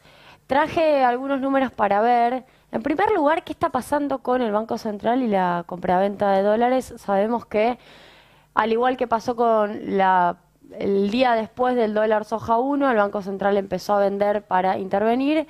De la misma manera, después del dólar soja 2, el Banco Central volvió a intervenir para controlar la brecha. Vamos a ver qué es lo que está pasando con reservas. Vean que hay un gráfico de compraventa de dólares. No sé si podemos mostrar el primer gráfico. Ahí va, ahí va. No, el primero, el que es azul. Bueno, mientras lo van buscando, lo que vemos es que se están perdiendo reservas día a día. Sí, y ahí hay fuerte. una dinámica de menor oferta. Ahí está. Ahí va. Una dinámica de menor oferta. Vamos hacia el final. Para abajo se venden dólares, para arriba el Banco Central compra dólares. Esas son las compras netas del Banco Central en el mercado único y libre de cambios. Y lo que vemos son los grandes picos, dólar soja 1, dólar soja 2, y lo último al final, como vemos aparece enero, se están vendiendo. La implementación del CIRA, que fue un momento importante para evitar la sangría que ocurrió a partir de octubre. El CIRA es la forma de regular la compra de dólares para la importación por parte de las empresas, cómo justifican las empresas que necesitan los dólares, y lo que está pasando ahora. ¿Qué es lo que les estoy diciendo con esto? Bueno, que el dólar soja te pone en una situación en donde si no lo tenés, no te ofrecen dólares, y cuando digo no te ofrecen dólares, en castellano significa en las ruedas cotidianas, ¿no? Que van desde las 10 hasta las 16 horas, lo que tenés es que no te aparecen vendedores en el mercado único y libre de cambios, liquidadores, que son fundamentalmente los exportadores y fundamentalmente el agro. Entonces, ¿quién tiene que aparecer vendiendo cuando aparece un importador que quiere dólares? El Banco Central, con las reservas, ¿no? Entonces empezamos a ver en distintas ruedas que el Banco Central tiene compras netas negativas, por ende vende dólares y eso va haciendo bajar las reservas. Y además tenés el efecto sequía, que ahora sí mostremos lo que acaban de mostrar, que es una estimación que hacen de la Bolsa de Comercio de Rosario. En primer lugar, de la caída de las exportaciones de trigo, cebada, soja, maíz y girasol para esta campaña 2022-2023. Hay distintos escenarios. En un escenario más moderado, tenemos una caída que va, por ejemplo, en el trigo del 55% de las exportaciones en millones de dólares. Es muchísimo eso. Es muchísimo, estamos hablando de 2.300 millones de dólares, a una caída del 3% en girasol, pero en promedio tenés una exportación de todo este complejo de 34.000 millones de dólares, una exportación del 21% menor respecto al escenario base, o si no, un escenario todavía más negativo en donde perdés prácticamente en exportaciones 30.000 millones de dólares. Ahora, ¿qué significa esto para las arcas en materia de recaudación de retenciones? Vamos a revisar ahora lo que viene, que no es menor, recaudación fiscal. Tenemos más o menos pérdida de 14.000 millones de dólares en un escenario, 18%, o 12.000 millones de dólares. Es muy fuerte la caída y eso habla de el fenómeno tan complejo que significa la sequía para una economía que necesita dólares y recaudación. Quiero aclarar una cosa para no confundir. La recaudación de retenciones se hace en pesos, pero se expresa en dólares. Nosotros tenemos una regulación en donde se expresa en dólares, la puso Cavallo, para que ante movimientos muy fuertes del tipo de cambio no pierda el Estado. Pero luego se cobra, se efectiviza en pesos. Entonces, digo, es una confusión a veces muy común creer que el Estado recauda dólares a través de las retenciones, no es así. Juli, esta falta de dólares, ¿se compensa por otro lado? ¿Significa un menor potencial de crecimiento para el país este año y la posibilidad incluso de caer en una recesión? ¿Significa mayor presión sobre justamente la devaluación y por lo tanto la tasa de inflación? ¿Cuáles son las consecuencias y cuáles son las chances que hay para aminorar esas consecuencias, para que peguen lo menos posible? Bueno, a tus opciones A, B y C le agrego una D, que sería todas las anteriores. Okay. Porque... Pensé que era salir corriendo, tipo ¡ah! No. Okay, bueno. No, vivimos en Argentina y acá bancamos. Pero lo que efectivamente va a ocurrir, y ya está ocurriendo, es menor crecimiento, arranco por tu opción B, menor crecimiento económico, ya vemos octubre, noviembre y diciembre con estancamiento, no caída, pero estancamiento, y la industria también, y eso es falta de dólares. Cuando digo la industria, y recién les mencionaba el CIRA, hay fila de parte de los empresarios para conseguir dólares para funcionar. Sí, claro, para tener traer sencillamente los insumos, el capital, las máquinas de capital, etc. Por ende, lo primero es menor crecimiento. Lo segundo es, si se compensa, decías opción A, y difícilmente se puedan compensar estos valores, lo que va a ocurrir sencillamente es...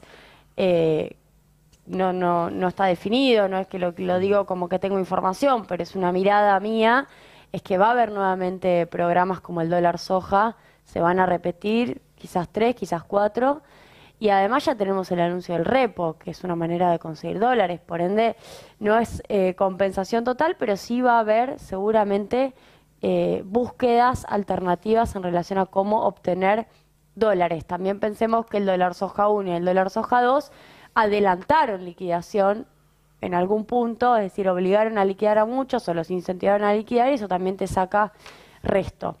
Y la tercera opción, habías dicho devaluación, ¿no? No, bueno, mayor presión para una devaluación y por lo tanto también una mayor dificultad para bajar la inflación. Seguramente asociado a lo que hablábamos más temprano, la inflación ya es, la inflación elevada ya es una presión para evitar quedar con un tipo de cambio tan atrasado respecto de los precios, y a esto le agregamos que las presiones devaluatorias siempre van a estar. De cualquier manera, en esto yo diría, o hacer dólar soja o devaluás. La razón para hacer dólar soja es no devaluar, ese es el chiste. Así es. Entonces, o haces una cosa o haces la otra. Por cierto, una devaluación en este contexto de inflación sería un tanque de nafta al fuego no me parece una buena idea, y por otro lado creo que hay que ser consistentes con la decisión tomada ya cuando Massa asume, la propia Silvina Batakis asume, luego Massa, de evitar una devaluación. Me parece que no es momento para hacerlo y que en todo caso eso es lo que están buscando desde la oposición. Bien, mencionabas recién la posibilidad del repo, ¿no? Un préstamo Sí. bancario que sirva para fortalecer las reservas. También se estaba hablando hace un tiempo de la posibilidad de que Brasil ayude de alguna manera, ya sea cediendo sus DEX, es decir, ese crédito extra que dio durante la pandemia el Fondo Monetario Internacional y que Brasil no utilizó porque tiene reservas de sobra, o a través de algún otro mecanismo que profundice los anuncios que se hicieron en enero sobre el tema del intercambio comercial Sí. y demás. ¿Sería significativa la ayuda que puede dar Brasil en este contexto o es algo marginal, algo menor? No, es fundamental. Yo creo que en este contexto en donde hemos explorado gran parte de las opciones tradicionales, tienen que aparecer opciones más creativas. De nuevo, no hay nada nuevo bajo el sol en relación a las cosas que se han probado en la historia argentina, pero convengamos que un acuerdo financiero con Brasil como el que tenemos con China en relación a un swap de monedas o en relación a fortalecimiento y ya me parece fundamental. Creo que incluso un acuerdo financiero iría más rápido que lo comercial anunciado cuando vino Lula en la tercera semana de enero. Lo comercial es más por goteo, ¿no? Otro acuerdo sería algo de golpe, algo Es más otra cosa, son dos cosas importante, distintas, un digo. Lo comercial te suaviza un efecto que ya sabes que vas a tener, que es el déficit con Brasil. No te agrega dólares, te suaviza un efecto negativo. Un swap te agrega un bastión importante en la reserva, te permite fortalecer el poder de fuego del Banco Central. Por cierto, es algo que ya se propuso en el 2015, se lo propuso Cristina Dilma. No se pudo avanzar en ese momento, pero no es una idea nueva, es algo que siempre está dando vueltas y ojalá se pueda avanzar en eso, me parece muy importante. Lo mismo que los repos, hay discusiones respecto de hasta qué punto le conviene al Tesoro entregar títulos tan baratos, digo, títulos que están cotizando tan bajos respecto a la par. De cualquier manera, yo insisto, la búsqueda de dólares sigue siendo prioridad y si eso se consigue, luego de haber mencionado los números de la sequía, fundamental. Por cierto, la sequía y fundamentalmente el dato del trigo condicionó mucho el aumento del pan. Yo estuve contando que finalmente panaderos no habían querido suscribirse a los aumentos mediáticos que se promovieron. Sin embargo, encontramos que subió finalmente el pan, lo cual ahí tenemos un adelantamiento de los efectos del trigo, porque hoy me comentaban en la Secretaría de Comercio que habían postergado embarques de trigo en materia de exportación para poder garantizar abastecimiento local, pero la batalla mediática se da en un lugar y las medidas concretas, mientras tanto, van por otro carril y no se logra esa conexión, esa correa de transmisión entre lo que se está haciendo para que no aumente y las decisiones muchas veces tomadas previamente de aumentar. Entonces, esa postergación de embarque, por ejemplo, no logró resolver que no aumentara tanto el trigo.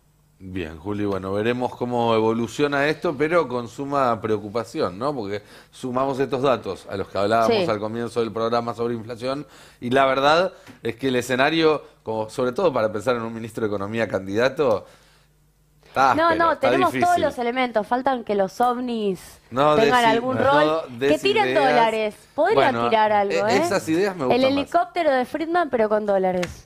El Pero con ovni ovnis. de Julia Estrada con dólares. No sé. ¿Por qué no, eh? Si sé yo. llegan a ver un ovni, saluden que a lo mejor está Julia y les tira un mango. Franco, volvemos a la República de Comodoro Pi, o decir la República a esta altura del partido ya es casi demasiado bondadoso. Podemos decirle a la autocracia de Comodoro Pi, Sin al dudas. imperio de Comodoro Pi, donde hay novedades que pueden implicar una nueva vacante Así en los tan poderosos juzgados federales. Sí, un juez histórico de Comodoro Pi, pasado mañana, el 16 de febrero, va a cumplir 75 años y, según establece la Constitución, se tiene que jubilar, por lo tanto deja el cargo. Estoy hablando de Eduardo Ricci. Eduardo Ricci. Es el más antiguo de los que quedan ahora, ¿no? En Comodoro Pi, si no me Y equivoco. es uno de los más antiguos. A ver, fue nombrado, primero fue nombrado juez, atención, por Jorge Rafael Videla en 1978. Una pinturita. La verdad que sí.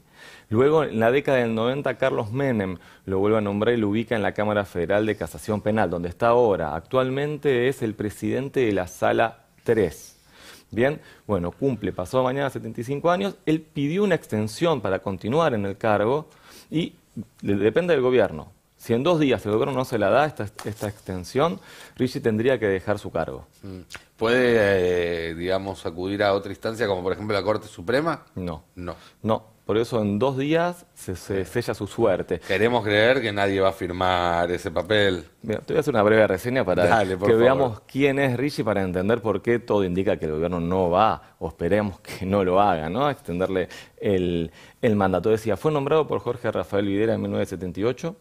Él había hecho sus primeros pasos en la justicia en 1971 en El Camarón, en lo que es la Cámara Federal en lo Penal, ¿no? Que había sido creada por el dictador Agustín Lanusse para perseguir opositores políticos, y de hecho cuando Héctor Cámpora asume y disuelve El Camarón, Ricci fue cesanteado. Decía, bueno, en el 78 vuelve a la justicia de la mano de Videla y en la década del 90 Menem lo designa en la Cámara Federal de Casación Penal. Tiene diversas denuncias, en realidad fue en su momento denunciado por organismos de derechos humanos por demorar causas de lesa humanidad.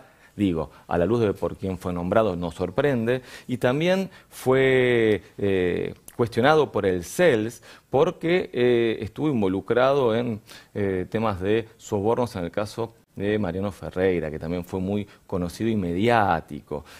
Bueno, la verdad que estamos hablando de un juez histórico como Comodoro Pi y de una cámara clave, porque la Cámara Federal de Casación Penal es la máxima instancia penal del país. Es el paso previo a la Corte Suprema de Justicia, es la que revisa lo que sucede en las instancias inferiores y en los juicios. Si Ricci se va, queda una vacante, que se suma también a la de Liliana Catucci. Habría 2 vacantes. En total en la casación hay 13 jueces. Que se abran 2 vacantes es interesante e importante para lo que viene. Sí, por ahora no parecería haber ningún mecanismo abierto para que esas vacantes se puedan cubrir, ¿no es cierto? En el estado de conflicto que tiene el Consejo de la Magistratura, que es el que tiene que elevar esas ternas. Exactamente, porque la designación de jueces pasa por ahí y eso está bloqueado desde que la Corte Suprema de Justicia tomó el Consejo de la Magistratura por asalto.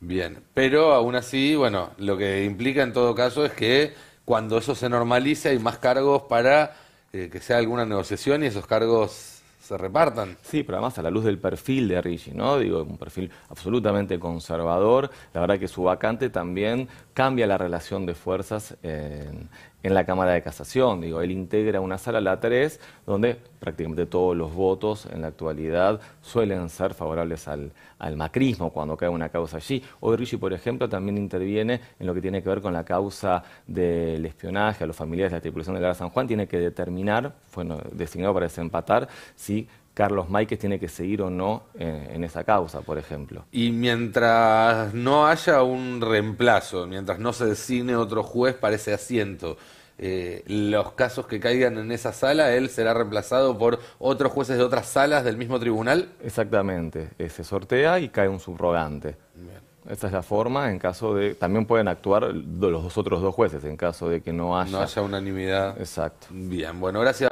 Franco. Vamos a seguir con más información dentro de un par de minutos, pero antes vamos a una brevísima tanda, la última de este programa de La Fórmula.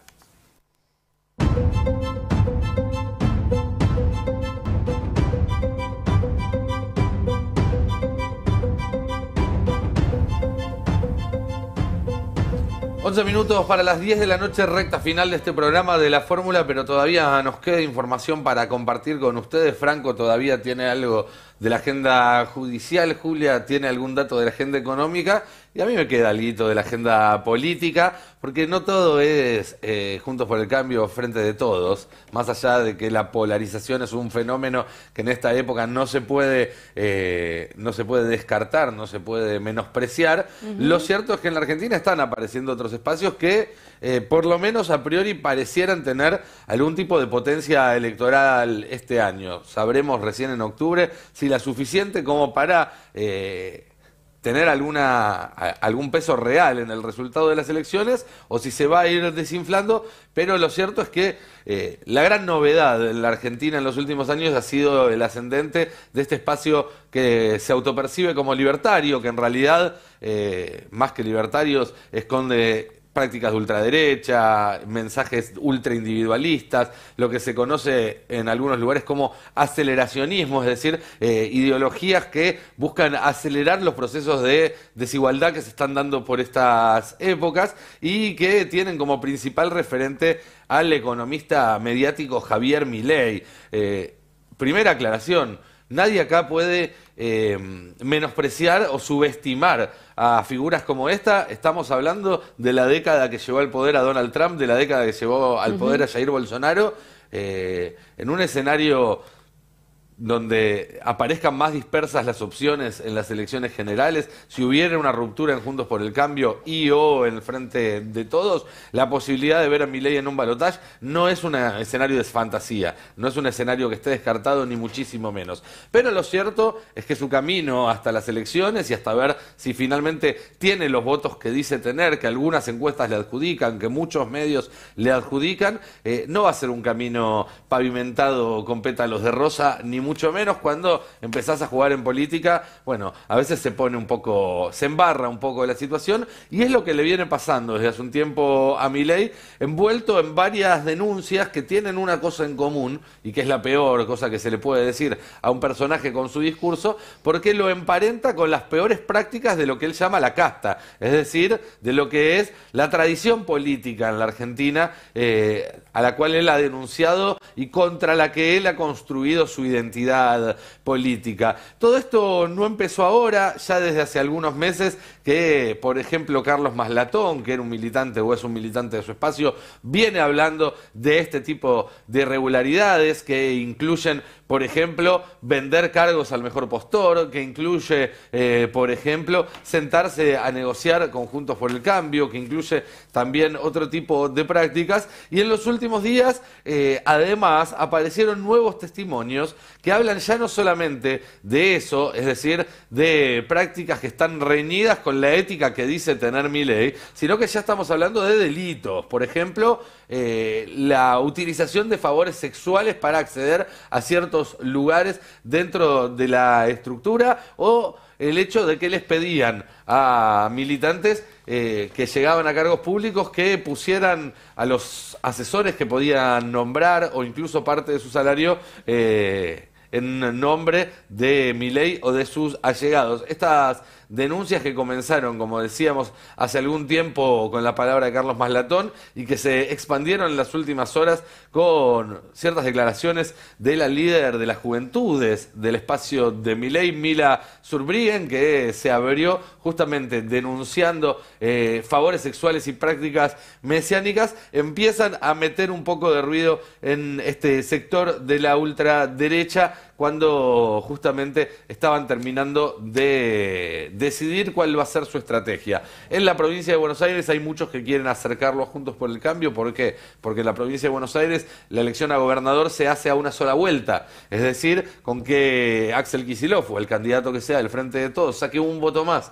que Diego Santilli o el candidato que sea de Juntos por el Cambio, gana la gobernación. Y allí los votos que resta Milei se restan directamente, o por lo menos eso perciben, de la cuenta de la derecha. Si bien algo que se viene advirtiendo es que hay mucho votante desencantado que no es ideológico y que quizás viene más del Frente de Todos y no de la derecha. Veremos cómo evoluciona esto, pero una perlita nada más que comentaba hoy al mediodía Adrián Murano en El Pase. Como Milei estaba vendiendo al mejor postor candidaturas, se armó una especie de rulo, una especie de negocio, así como se hacía el rulo acá con el MEP, que comprabas el dólar oficial y venías al MEP.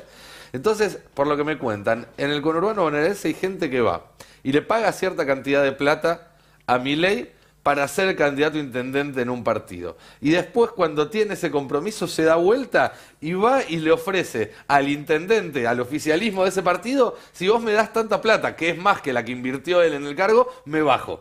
Entonces, de esta manera hacen un pasamanos y se termina haciendo un negocio con eso. La verdad es que hizo un panorama muy interesante. Además de haber mencionado los obvios casos de Bolsonaro y Trump, menciona el intento de asesinato del esposo de Nancy Pelosi, que me parece importante, Sí, el claro. asesinato de el ex primer ministro de Japón. de Japón, Shinzo Abe. Bueno, y la derechización en algunos países europeos, que también es muy conocida. Con lo cual hay un panorama todavía más amplio, si lo queremos empezar a enumerar, de radicalización por derecha Sí, acelerado claro. por la pandemia, que está bueno recordar. Y por otro lado, la pregunta que siempre nos hacemos: si este nivel de falta de moralismo, si querés, o este cruce de todos los límites de Milei y de y de su partido, si querés, atrae o al contrario rechaza gente en relación a si se vuelven más o menos fanáticos de Milei. A mí me da la sensación que, como es una transgresión por la transgresión y ya, hay una búsqueda de acompañamiento a eso, creyendo además que no va a llegar. Me hace acordar mucho, perdón por Miguel del Cel, pero me hace acordar mucho al fenómeno Miguel del Cel en Santa Fe, en mi provincia, en donde nadie creía que iba a llegar, era un tipo que no entendía nada de política y que opinaba por opinar, dijo una serie de barbaridades, como lo del AUH Sí. y las minas que se embarazan para cobrar, y todo eso le ganó adeptos, y casi es gobernador y finalmente no lo fue. Así es. Me acuerdo que con Bolsonaro pasaba lo mismo. Decían: no, Bolsonaro está creciendo porque está Lula enfrente. Cuando se caiga Lula va a aparecer otro candidato. Lo voltearon a Lula, no apareció otro candidato y Bolsonaro terminó gobernando Brasil. Quedan un par de minutos. Tenemos una noticia de último momento, Franco, que en todo caso desarrollaremos un poco más mañana, pero me interesa que la vayamos charlando porque es interesante lo que está pasando con el tema de los chats de Alessandro. ¿Se están tirando la pelota unos a otros y nadie se quiere hacer cargo de esa causa? Sí, tiene que ver con la denuncia que hizo el gobierno nacional contra el ministro de Seguridad y Justicia porteño, ahora de licencia, D'Alessandro. Se trata de la presentación que hizo el ministro de Justicia de la Nación, Martín Soria. Él había hecho esta denuncia en el fuero nacional y esa presentación terminó en la justicia local, en la justicia porteña. ¿Quién es el jefe de los fiscales porteños? Juan Bautista Máiquez, compañero de Alessandro en el vuelo del Loufan, en ese viaje al Lago Escondido. ¿Por qué es importante esto? Porque se conoce ahora que la jueza Fernanda Botana, que está a cargo del juzgado en lo penal contravencional de faltas número 5, la justicia porteña, se declaró incompetente. ¿Por qué? Bueno, dice que definir a esta altura del proceso que la causa tiene que tramitar en la órbita porteña, dice que resulta, por lo menos por ahora, antojadizo y prematuro. ¿Qué esgrimió? Y esto es muy interesante y por eso resaltaba lo de Máiquez, que como en la justicia porteña está presente el sistema acusatorio, es decir, que la acusación la lleva adelante la fiscalía, el fiscal, aparece una cierta dificultad de orden técnico, dice, estoy hablando textualmente, citando el fallo, por que justamente el jefe de los fiscales es Juan Bautista Máiquez. Y lo que resalta esta jueza es que Máiquez tendría una relación de familiaridad con D'Alessandro. Se van de vacaciones juntos. Y justamente dice eso, según se desprende del expediente que está en la Justicia Federal de Bariloche, donde está el vuelo de Loufan, donde se investigaba eso, bueno, pasó a Pi, pero citando ese expediente, dice eso. Entonces considera que es prudente que de momento la pesquisa siga en el juzgado nacional del que se lo mandaron. Bueno, esto fue apelado por el fiscal Martín Lapadú, que me dicen responde al Tano Angelici, digo, No, la justicia porteña responde en gran parte al Tano Angelici, y justamente una de las cosas que dice Lapadú es cuestionar esto. Habla y se muestra sorprendido por esta argumentación de la jueza y considera que se tiene que investigar en la justicia porteña. Bueno, imaginamos lo que va a pasar si se investiga en la justicia porteña, ¿no? Digo... Se lo queda Maíquez. Exacto. Bueno, gente, vamos llegando al final. Mañana tendremos mucha más información que compartir con ustedes. Pero alguno dirá, esperen un segundo, se está acabando el programa y no tuvimos la burrada del día. La sección favorita de tantos y tantas, incluyéndome. Bueno, sí, la tenemos. El tema es que hoy no teníamos para hacerlos votar, no teníamos 3 opciones, había una sola que ganaba por afano, así que directamente fuimos a la final. Vamos por la tercera semana y la arbitrariedad de la producción ya, ¿Te das cuenta? ya está, ya se hizo Se paso. acabó la democracia, feneció Sí. la república, pero sigue viva la burrada del día. Nosotros nos reencontramos mañana a las 8 de la noche para hacer la fórmula, un ratito antes, a la mañana con Navarro 2023 también. Muchísimas gracias, Franco, muchísimas gracias, Juli, Nico. a todo el equipo que hizo este programa y que lo hace cada noche, y a ustedes que están del otro lado, quédense que ya llega Qué Olor y nos vamos con la burrada del día.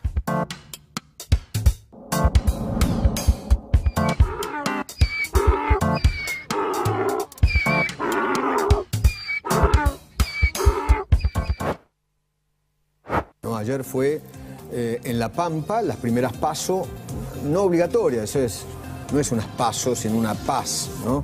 Exacto. Primarias abiertas simultáneas, no obligatorias. Exacto, ¿no? podían votar afiliados a los partidos, pero también independientes. Y en eso hay algunos que dicen, ojo, porque ¿qué pasa si iban gente que eran peronistas, por ejemplo, a votar para el que les parece el peor candidato de la UCR o del PRO, justamente para que después sea más fácil la elección en mayo? O quizás puede ocurrir. Voto peronista para perjudicar a un candidato apoyado por Mauricio Macri. Ponele. También porque puede fíjense ocurrir. que en Maqueira tenía todo este apoyo, mire. Este 12 de febrero apostemos por el cambio en La Pampa. Vamos a cambiar La Pampa de verdad. Se está jugando el futuro. Recuperemos La Pampa juntos. Por Mati Maqueira, vamos a Josefina, el domingo. Este 12 de febrero es un día muy importante para ustedes. Hay elecciones en La Pampa. Este 12 de febrero recuperamos La Pampa. Juntos. Tenés que ir a votar. Anda a votar. Vayamos a votar. Vayan todos a votar. Recuperemos La Pampa. Mati Maqueira, Josefina Díaz. Vamos a votar. Sé lo que amás, lo viste, sé lo que querés La Pampa. Dale. Berongaray es un gran candidato, sin duda, un gran dirigente en La Pampa. Pero hoy había sectores kirchneristas festejando la derrota de Maqueira, justamente. Un país unido por la radio.